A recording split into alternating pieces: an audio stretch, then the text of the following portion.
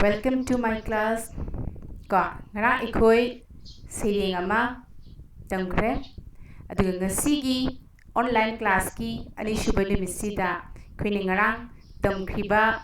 sireng du ningsing sikhara amuko ngarang ikhoina khairakam chawba singi ningkhairi haiba sireng adu ikoi ngarang tamkre takre sireng du noi gyan taramani haina sukhali adubu Kabina sering juda pungdok ni basi karino sering juda karino pungdok ibasi hai basi ay ngasi amukra samlapna na koi dining shinge ko adugi matungda ikoi discuss tawdoini ko aduna ahan da kabi chaw basi kharakam chaw basi mamalon mamalay ba bu yam na nushijaba mitilon nushijaba adugumba kabi singi manungda amani aduga Kabisina ningkhairi haiba sering sida pungdu ibase karino haiba matamda ekoigi 1891 da ekoi manipuri ningtamba mangkraba British ki loilam oiraba matam sida manipuri hana leijiramba ekoigi saklonda yamna ahongba laki ko kudingmakta literature da ekoi sahitya da adegi rajniti da punsi marenda kudingmakta ahongba laki ko aduna ningkhairi haiba sering sida kabisina pungdok ninglibase adugumba lakiba ahongba singdo maduda kugi kanagum isitpa mamalaiba punungshijaba ko mamalaiba ki aikugi leijeriba aikugi thaina degi chatnarapa chatnabibu ngaptuna thamjaningba adugumba mishak mama leibak ki damakta thawai thajaningba adugumba mishak amabu isitpa oina puthorakpane ko haiba isitpa sina akoigi sering sigi manungi arthadi karino haibada isitpa sina mana sitnaba laknarido isitpa haibdi khangedana isingse sitokraga madudegi ngado phadoineba Natra, ada mana ngasai ke deriba pasal lakpa isingdo haidi matamgi ichil na chenchel lakpa anu masak mayamdo mana changhaning daba madu mana situk na ba lakna ba tasing na haibada ngasai gi ain haikiba ekoigi British ki loilam oiraba matungda mapandegi sanglaiba anu saklon mayam Lezeramiba ekoigi meitegi oiba manipurgi oiba tasing laba ekoigi chatnabi ekoigi rajniti adegi sahitya da leramba mayam sida masak ama yansinnaba masak ama lakpado madu changhandanaba hotnajaba adugumba mishak ama oina isitpase koina puthorakpane ko adubu kabigi mota kai har sitlido mana ngamaroi anouba kanararoi kaino haibada chensalla iba matamgi ichil sina punsalla iba anouba miyam sida afaba khaktang akhoi lawrasi sanjara asanu nangi pando hena dum nang pando thugarga changhallo haidi karigino kumgi nongsu laktawri ka haiba akonbigi matangado ko adu khar ningsingu ko kumgi nongsu laktawri haidi anouba haibise aribaga anoubaga sinaba haibase mahosagi khusheneba aduna madayjuda karino kabina pungdok ningibadi ari anou sinaba haibasi mahosagi khusemni aduna aikoina honga iba sensel iba matamgi anouba iceldo kabina message amasu piri masida paujel amasu kaino haibada honga iba masaktuda aikoina afaba khaktang lowsi haibadong sagi samkak honge pije honge ka haidra natra madu akoina khonga iba masak sida akoina tamjaningai oiba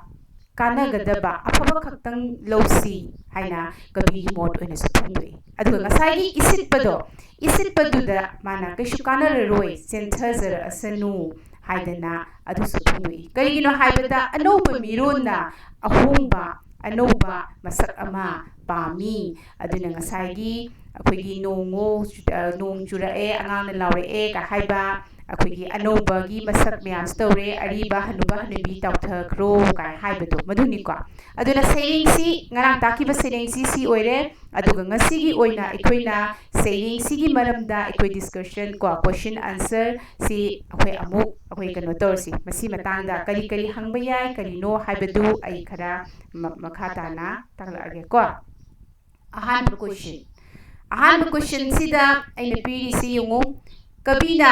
ꯁꯥꯍꯤꯇ꯭ꯌ ꯂꯤꯂꯥ ꯑꯃꯗꯤ ꯏꯁꯩꯗ ꯑꯅꯧꯕ ꯃꯑꯣꯡ ꯂꯥꯛꯂꯦ ꯍꯥꯏꯅ ꯂꯧꯔꯤ ꯀꯔꯤ ꯃꯑꯣꯡ ꯑꯣꯏꯕ ꯌꯥꯕꯒꯦ ꯏꯌꯨ ꯀ꯭ꯋꯦꯁꯟꯗꯤ ꯌꯥꯝ ꯁꯦꯝꯕ ꯌꯥꯏ ꯁꯤꯗ ꯑꯩꯅ ꯅꯈꯣꯏꯅ ꯅꯁꯥꯒꯤ ꯂꯣꯟ ꯁꯤꯖꯤꯟꯅꯔꯒ ꯏꯒꯗꯕ ꯑꯗꯨꯒ ꯅꯈꯣꯏꯗ ꯈꯖꯤꯛꯇꯪ ꯋꯥꯒꯗꯕ ꯑꯗꯨꯒꯨꯝꯕ ꯀ꯭ꯋꯦꯁꯟꯁꯦ ꯁꯤ ꯑꯣꯏꯅ ꯑꯩꯅ ꯈꯪꯒꯠꯂꯛꯄꯅꯤ ꯑꯗꯨꯒ ꯑꯩꯅ ꯄꯤꯔꯤꯕ ꯀ꯭ꯋꯦꯁꯟꯁꯤꯡꯁꯦ ꯀ꯭ꯋꯦꯁꯟ ꯑꯩ ꯍꯤꯟꯁ ꯄꯤꯒꯅꯤ ꯀꯣ ꯄꯤꯔꯤꯕ ꯍꯤꯟꯁꯁꯦ ꯀ꯭ꯋꯦꯁꯟꯁꯦ ꯅꯣꯏ ꯈꯪꯉꯦꯀꯣ ꯍꯧꯖꯤꯛ ꯍꯥꯏꯗꯤ ꯀꯕꯤꯅ ꯁꯥꯍꯤꯇ꯭ꯌ ꯂꯤꯂꯥ ꯑꯃꯗꯤ ꯏꯁꯩꯗ ꯑꯅꯧꯕ ꯃꯑꯣꯡ ꯂꯥꯛꯂꯦ ꯍꯥꯏꯅ ꯂꯧꯔꯤ ꯁꯩꯔꯦꯡꯁꯤꯗ ꯂꯧꯈꯤꯗ꯭ꯔꯥ ꯅꯠꯇ꯭ꯔꯥ ꯑꯗꯨꯅ ꯀꯔꯤ ꯃꯑꯣꯡ ꯑꯣꯏꯕ ꯌꯥꯕꯒꯦꯕ ꯑꯅꯧꯕ ꯃꯑꯣꯡꯁꯦ ꯑꯍꯣꯡꯕꯗꯤ ꯌꯥꯝ ꯂꯥꯛꯈ꯭ꯔꯦ ꯀꯣ ꯑꯩꯅ ꯑꯟꯁꯔꯗ ꯍꯤꯟꯁꯇ ꯑꯣꯏꯅ ꯄꯤꯔꯤꯁꯦ ꯌꯦꯡꯉꯨꯀꯣ ꯀꯩꯅꯣ ꯃꯥꯅ ꯁꯥꯍꯤꯇ꯭ꯌ ꯂꯤꯂꯥ ꯑꯃꯗꯤ ꯏꯁꯩꯗ ꯑꯩꯈꯣꯏꯒꯤ ꯀꯩꯅꯣ ꯍꯥꯏꯕ ꯃꯇꯝꯗ ꯉꯁꯥꯏꯒꯤ ꯃꯇꯝꯁꯤꯗ ꯂꯣꯟꯌꯥꯟ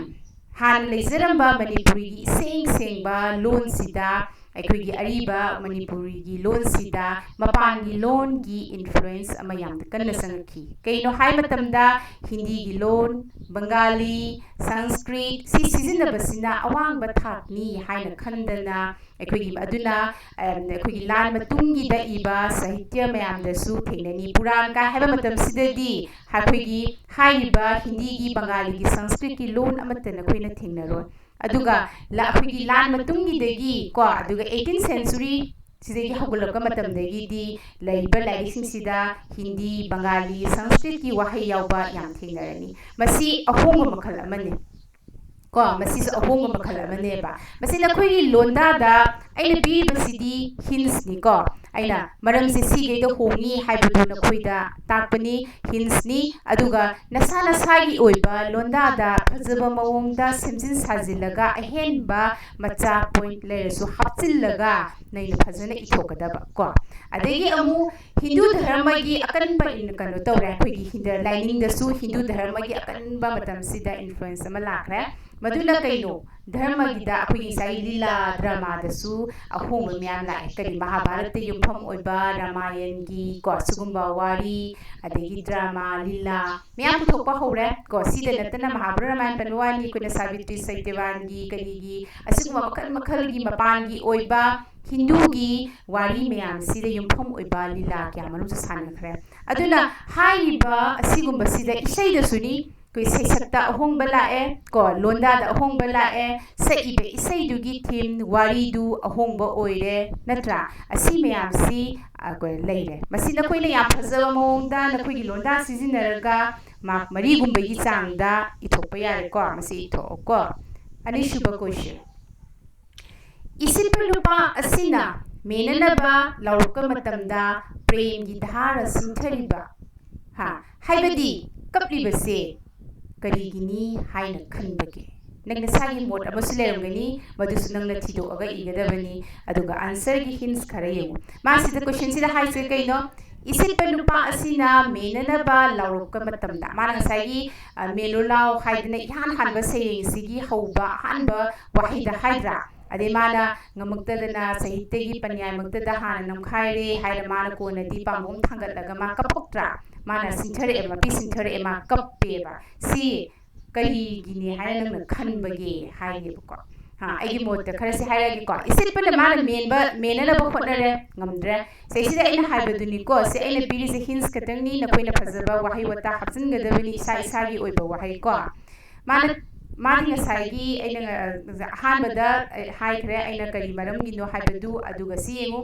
ꯃꯥꯅ ꯃꯦꯅꯕ ꯍꯣꯠꯅꯕꯗ ꯃꯥ ꯉꯝꯃꯛꯇ꯭ꯔꯦꯕ ꯅꯠꯇ꯭ꯔꯥ ꯏꯁꯤꯡꯒꯤ ꯏꯔꯩꯅ ꯍꯦꯟꯅ ꯃꯥꯅ ꯆꯦꯟꯁꯤꯜꯂꯛꯄꯅ ꯍꯦꯜꯂꯦ ꯄꯥꯊꯔꯛꯑꯦ ꯅꯠꯇ꯭रा ꯂꯦꯞꯄꯤꯕ ꯃꯥꯒꯤ ꯏꯔꯩꯁꯤꯅ ꯃꯉꯣꯟꯗ ꯉꯥꯝ ꯇꯧꯔꯛꯄꯅ ꯍꯥꯏꯕꯗꯤ ꯃꯥꯁꯤ ꯆꯨꯔꯨꯏ ꯉꯥꯝꯂꯛꯑꯦ ꯃꯥ ꯂꯦꯞꯄ ꯉꯝꯃꯛꯇ꯭ꯔꯦ ꯅꯠꯇ꯭ꯔꯥ ꯑꯗꯒꯤ ꯑꯁꯤ ꯀꯩꯅꯣ ꯍꯥꯏꯕꯗ ꯏꯁꯥꯒꯤ ꯂꯩꯖꯔꯝꯕ ꯁꯥꯍꯤꯇ꯭ꯌ ꯂꯤꯂꯥ ꯏꯁꯩ ꯃꯁꯛ ꯂꯣꯏꯅ ꯑꯣꯜꯂꯛꯑꯦꯕ aduna mana tasing na mama lon mama lebapu nusiba isipani ma tasing ba magi masagi oibado thamjening bani adubu matamgi akanba isilna mana madu ngak pangamdre anuba mirona hongaiba akanba ichelse sibu hena pam yauna re ma matomtana ma ngak pangamdre ba aduna ma se upai letradana mamitte bi sintharakdana ma kapa ibne ko sumaina tasilaga yam fazaba mongda ito ko aduga ahum suba question chemu isiliba tadawu nayum tamna dum hotlhoro ko isilpada nayum maikei pangduna sin khinaba haibasi karigino ha isilpada haidana natra isiliba tadawu nayum tamna dum hotlhoro ai isilhoro haibini ko aduida man ngasai isilpada nayum maikei da pangduna sin khinaba haibase karigino haiba sigisu hinsium ko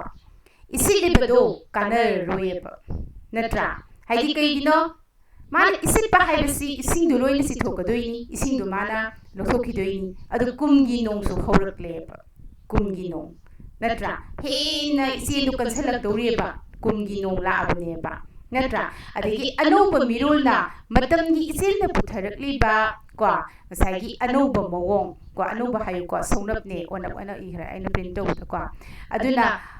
anoba mawong se si pamlakleba pamlekbe maram kaino ngasa haiduni ko loina sise example piba yai samka khongakiba pizet khongakiba asumyam do isangadabni ko aina pibasina mapung phabalati ai bise macha kharadangni ko masi hapaga na sagi londa da phazaba mawongda nakhoi ithokadaba mana adagi ngasagi anumong pamakpasigi man haidra nongo churo langjing matul thumatlo pasui nurabi tekhatlo hanuba hanubi tawtharu haibi ena pasui nurabi so haikre anuba mirul singse si oina tekhatlo kaidoraba ari baleramba mayamdo loina tawthakro anuba se masi angang singduna lawri do makhoi apamba phundora ineba natra aduna neba nayum pangdum selhoro isit ido kanararo yena haire ido ko aduna aina piba question singse azipi se aina answer se hints khatani ko asi phajana nakhoigi londa da aina haibaduni question amamamda marks mari gumbagi changda 4 marks ki changda nakhoina phajaba mawongda semdo aga ithokpa haibasi nakhoigi homework ni ko adagi saying du phajana pathoga kadai da kari khangde haibadu hangpa yani ko aduga nakhoigi email id ko ne generate torga thamu matam amate hekta aina noigi parikya soidana ai logani ko aduna nakhoisi haiba myam se gyan tabri yengo matam sana tokto aduga matam sana nakhoi si itho aga thamu ko aduna gyan tarmane haina khalle ngasigi si nakhoina pung sangna yengbiba tabibagi damakta nakhoi busu aina thagatli ado hayeng amuk akhoi unarasi aduga aina hoji haiba nakhoigi email id generate torga thamba matam amade hekta aina nakhoida parikha lorpada akhoigi akaiba leitanaba ko aduna yam nungai na laise kan tawro ngasigidi masisida akhoi losilasi ko sesa losilasi hayeng amu akhoi unarasi ko